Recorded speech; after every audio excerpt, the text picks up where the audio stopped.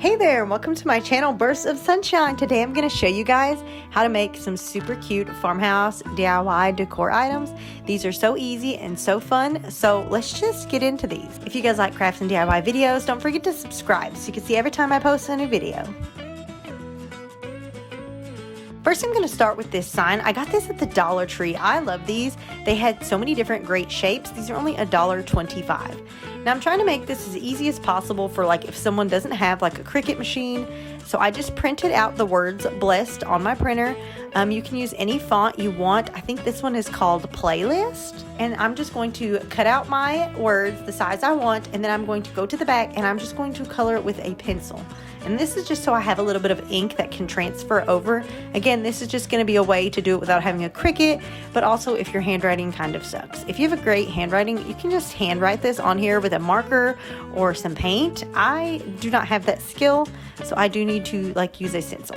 So next I'm going to take a mechanical pencil and I'm just going to outline these letters, and I'm going to press down kind of hard, and I'm just doing this so that way the ink that I kind of scribbled on the back side imprints onto my sign.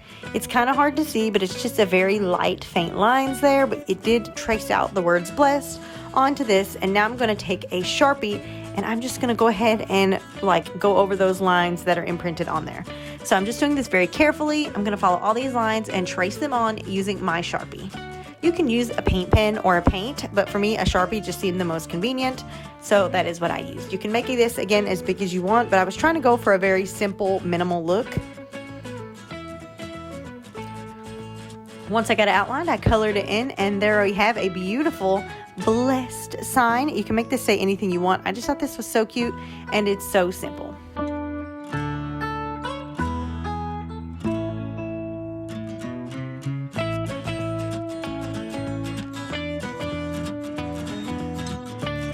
For the next project, we're going to make a book stack, which for me is going to require using a saw. I like to buy this big piece of wood, and I like to cut it down to 3.5-inch pieces. And that's just a cheaper alternative if you plan to make multiple book stacks. I do like to make mini book stacks, and so I do this just to kind of save on costs. But you can buy pre-cut pieces of wood also, and they will actually even cut this for you at places like Lowe's or Home Depot. I just have a saw and I do it myself, and I cut these to be 3.5 inches long. So now I'm just going to paint these white because I'm kind of going for that simple monochrome farmhouse style. I'm just using some cheap acrylic paint from Walmart, and I'm just going to cover all of these blocks and let them dry.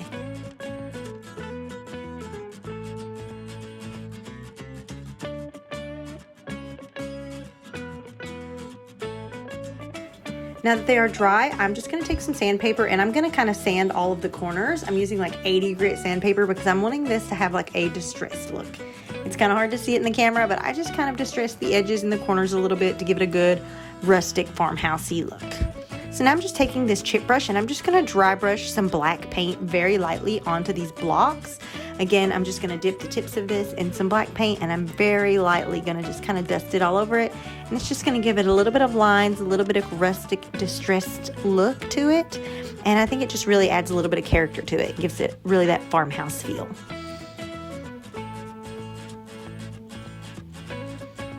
Once I have these painted, I'm just going to use my Cricut to add some vinyl to these. You can handwrite these on with like a pen or a marker or even a paint pen. I, again, like I said, have horrible handwriting, so I just thought the Cricut would be the easiest route, and I just used kind of a plain blocky font for this. If you don't have a Cricut, stickers also would work, so you can use stickers or you can handwrite them yourselves. There's tons of options on how you can personalize this.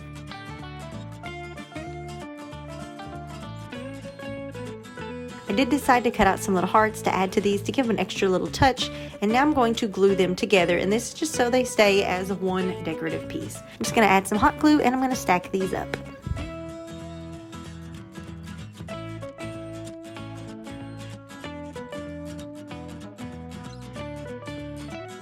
Now that these are glued together, I'm just going to take some twine and wrap it around. This is just purely for decorative purposes, but I thought it added to the rustic feel of it. So I'm just wrapping it around multiple times, trying not to block my words. And I'm just going to tie a knot on the top and tie it into like a cute little bow.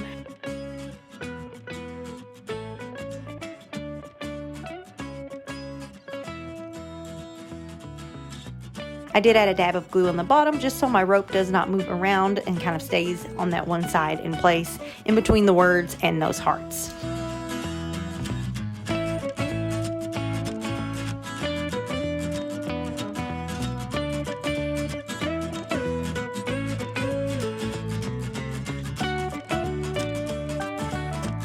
So now we're going to take these cute little rolling pins. I got these at Hobby Lobby in like a pack of 3, and we are just going to paint these. I'm actually going to show you how I did a white one and a black one.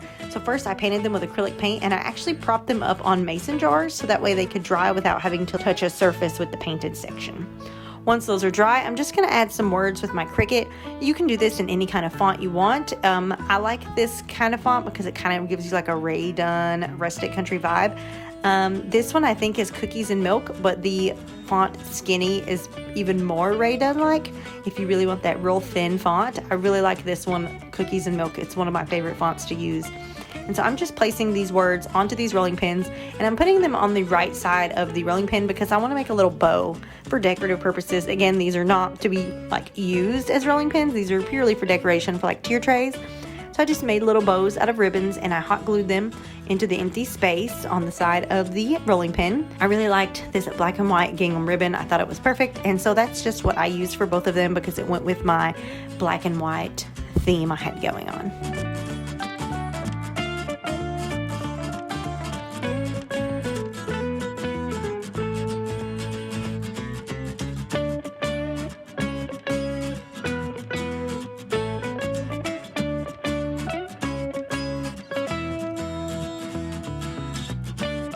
For this next project, I'm going to use a plate. I got this one at the Dollar General for $1 that already kind of has the black and white vibe I've been going for. I thought it would really go with my rustic theme here.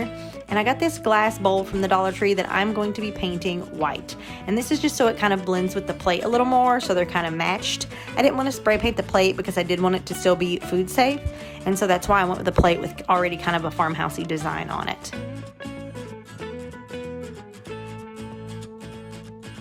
So now I'm going to take some E6000 and a hot glue gun, and I'm just going to attach the plate on top of this glass bowl. The reason I picked a glass bowl was so it would be heavy enough to hold the weight of the plate since it is a glass plate. And I like the little designs on it. I felt like it kind of would go also with my little theme I had going on. So I added my E6000, which is going to be what really holds it together. But E6000 can take a long time to dry, so I like to add a little hot glue also because that's just a little bit quicker of a dry, and it'll hold it in place until the E6000 can really adhere these together, because you want these to be glued together good, because this is like a little tray that you're going to set out for display.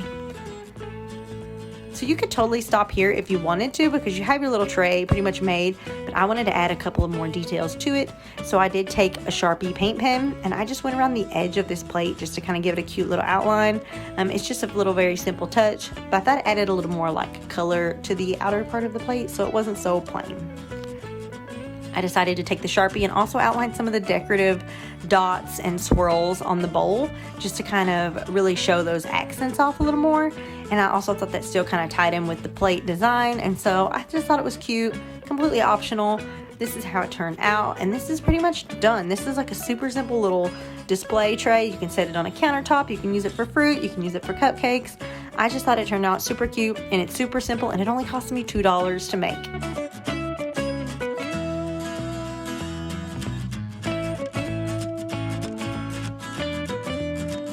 I found this wagon wheel at the Dollar Tree for $1.25, and I thought that was just such a great deal for this that's pretty much already farmhousey as it is. So we're just going to kind of pretty it up a little bit. I did find this selection of flowers. I did buy these at a local discount store, but you can get a great flower variety at the Dollar General or the Dollar Tree. I did get these little cotton ball things, but I decided not to use them and just go with the flowers. So I'm going to pop the flower heads off of the actual stems, and I'm just going to use a hot glue gun, and I'm just going to glue these flowers onto my wagon wheel. So I'm just basically filling up the space right now, but I'm not going to fill the whole wagon wheel. I thought it would look cuter if only kind of like a portion, like maybe a quarter of it was filled. So I'm just adding in the big flowers first, and then I'm going in with some of the smaller accent flowers, like the pinks and the yellows, and I'm just pretty much winging it, sticking these wherever I feel like they may look good, attaching with the hot glue gun. I'm gluing the flowers to each other, but also to the wheel at the same time, so that way they have plenty of support. Again, you can just wing this and put them however you feel like they look good.